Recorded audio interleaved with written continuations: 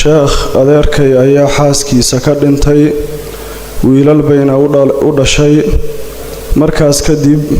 aabbahay ayaa dumaalay wiil bay u dhashay aabbahay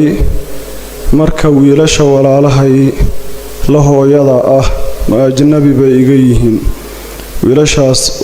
ayada walaalaheed bay la hooyo yihiin ayadana waa ilmo adeer بسم الله الحمد لله والصلاة لله والصلاة والسلام على رسول الله وعلى آله وصحبه ومن والاه ما بعد أسأل الله تبارك وتعالى أن يوفقنا لما يحبه ويرضاه وأن يجعل عملنا خالصا لوجهه سؤاشا جوابتي هذا وحوي قولنا wiil ay dhanka aabe walaalo ka yihiin ayaa waxay walaalo yihiin oo ay dhanka hooyo walaalo ka yihiin wiilal kale adeerkeed baa ka dhintay wiilal bay u dhashay aabbaheed baa dumaalay ama guursaday wiil bay u dhashay gabadhu marka waxay leedahay wiilkaa wiilasha ay dhanka hooyo walaalaha ka yihiin aniga maxram yayi jawaabtu waa maya maxaa yeelay iyada iyo wiilashaasi hooyana isuma keenin aabbana isuma keenin dhanka aabbaha waa ilmaadeer oo adeerkeed baa dhalay ilmaadeerkuna way isgayaan oo isguursan karaan dhanka hooyana dee isku hooye maaha wiil ay iyada walaalo yihiin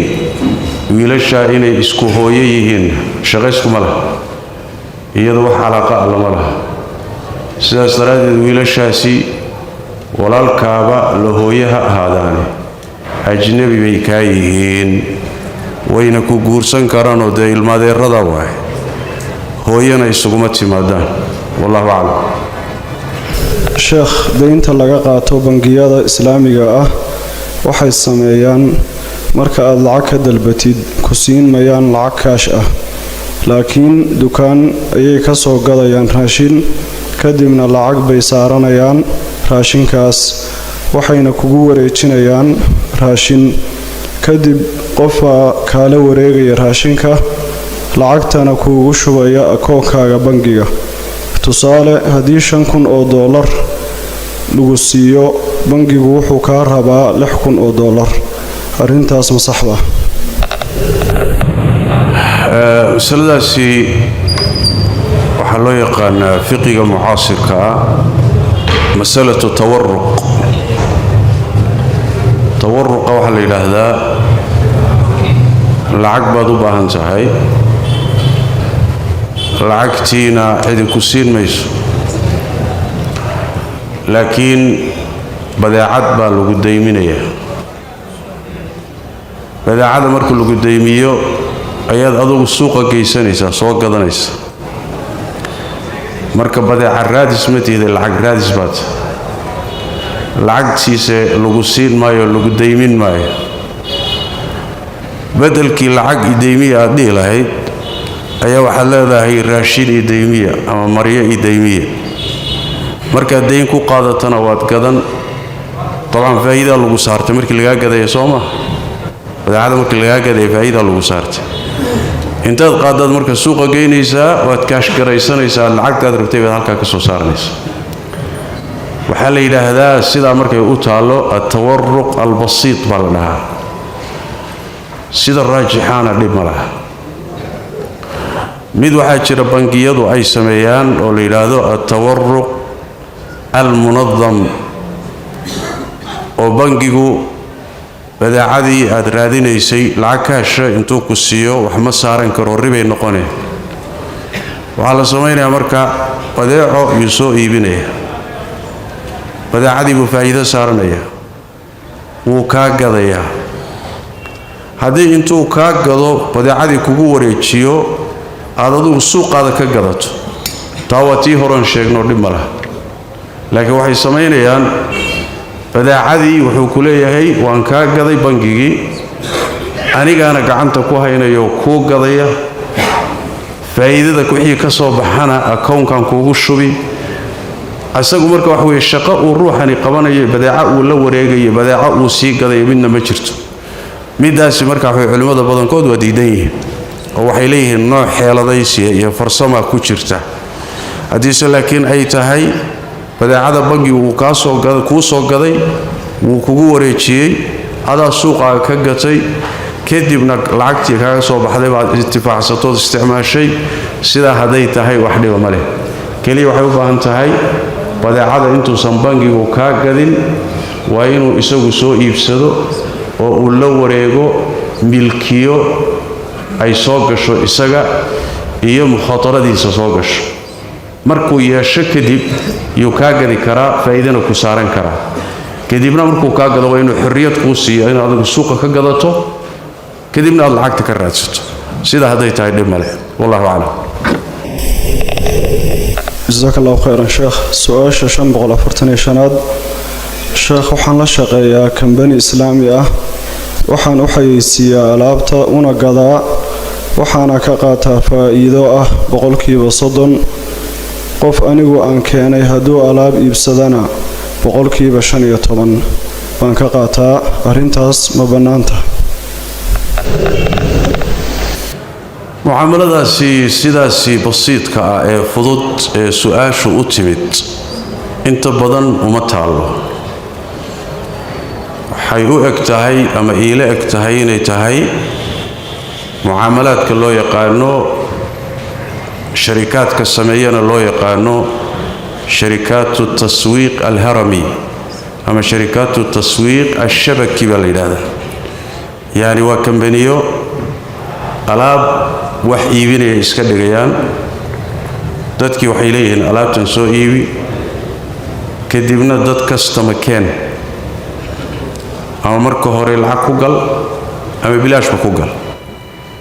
dadkeen baa lagu leeyahay dadkaad keento ayaad markaasi wax ku helaysaa oo aad ku dallacaysaa oo faa'iido lagugu siinaya kii aad adigu keentayna dad buu raadinaya badeecadaasi magaca weeye waa magacuyaal waa sidii maxallal oo kale waay maqsuudkuna badeecada maaha maqsuudku waa dadka la soo xaraynayo ee kambaniga ku soo xidhmaya ee lacagta laga urursanayo maqsuudku kaas waay si marka waxa weeyaan isdul saarsaaran ayaa adig iyo dadkii aad keentay ayaa isu dulfuulaya dadkaad keentay markastoy bataan adiga ku hoos yimaadiyo kuway keeneen adaa dallacaya goor baad u kacaysaa waxaad qaadanaysaa badanaya saasaad u soconaysaa sharikaadka qaabka markaa u shaqaysta waxaa loo yaqaanaa sharikaatu taswiiq alharami ama shabaki baa la yidhahdaa qaab maxaa shabakad oo kale ah yay u dhisan yihiin iyagiiyo dadka la mucaamaloonaya sharikaadka qaabka u shaqeeya ama daawo ama badeeco kale ama wuxuun magaca ka dhigteen shaqadoodu xaaraan waaye waxayna xaaraan ku tahay badeecadani maqsuud ma aha kambaniga agtiisana maqsuud kama aha dadka gadayana maqsuud agtooda kama aha maqsuudku waxa weeyaan dadkan la keenayo iyo lacagta ay keenayaan ayaguna lacagta ay keenayaan inay lacag u dulfuusho wax lagu siiyo waay kambanigana inuu lacagta uruursado dadkaasi inta wax ka helaysana dad yar waay dadkii ay keeneen iyo waxay keeneen iyo wax ku helaya dallacaya ee xoogaaga helaya dad yar waay dadka yarka ah yaa marka kambanigii u suuq geynaya oo dacaayad u samaynaya oo waxay leeyihiin anigoo faqiira oo jidka taagan oo miis meel iyo ama tacbaana ayaan kambaniga ku biiray maantana milyaneer baan ahay intaasan ka sameeyay yani dhowr ruux oo xoogaa ay ugu talagaleen ayaa marka suuqa geliya dadkii marka masaakiinta baa ku daadanaya boqolkiiba 10 ma dhanna dadka wax ka gaadhaya boqolkiiba 90 kale hantidoodii inta la qaatay oo lacagahoodii la urursaday bay bannaanka ku daadanayaan sidaas daraaddeed kambaniyada noocaas oo kale ah waa kambaniya caan ah caalamiyan bay caan u yihiin dowladaha qaarkood agtooda xataa mamnuuc bay ka yihiin laanna waxaa loo mamnuucaya dadka xoolahoodii bay xaqdarro ku cunayaan shareecada marka la yidhaahdana jahaalo iyo qarar iyo ribo iyo waxyaalo fara badan baa ka buuxa oo maxaadiirta shareecadu ay diidayaan marka qaabkaasaa marka si fudud oo basiid ah buu ruuxan waxaan garanaynin buu u su'aalayaa ama u fahmayaa sheekh anugu badeecaan gadayaa badeecadiina muxuu ahay baasantii baan saaranayaa dadna waan keenayaa